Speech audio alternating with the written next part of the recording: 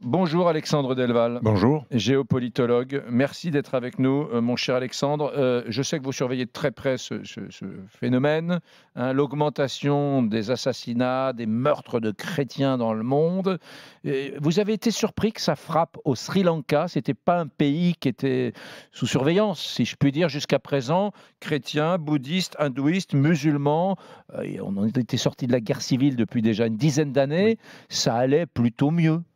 Ça allait plutôt mieux, pas vraiment en fait. Non, là vous avez raison, c'est que c'est étonnant qu'on frappe dans ce pays parce que ce pays a des gros problèmes intercommunautaires qui ne sont pas réglés, mais plutôt entre bouddhistes et hindouistes d'une part, et entre religions païennes entre guillemets et islam. Il y a pas mal de heurts intercommunautaires, des agressions de musulmans et de chrétiens régulières commis plutôt par des extrémistes religieux hindouistes ou surtout bouddhistes. Non mais attendez, ce qui est étonnant, c'est ça. Je résiste pas quand même à la question. Il y a donc un pays au monde où des gens qui sont hindouistes massacrent des gens qui sont bouddhistes ou des bouddhistes ou vice-versa, foutent sur la gueule à des hindouistes.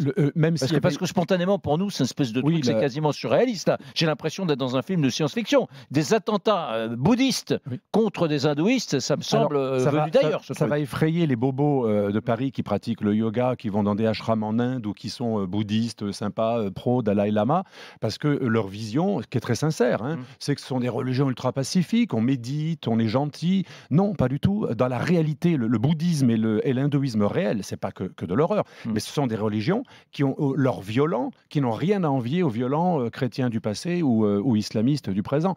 Donc voilà, en fait, finalement, on a des violents partout, y compris dans les religions qui plaisent aux bobos qui font du yoga.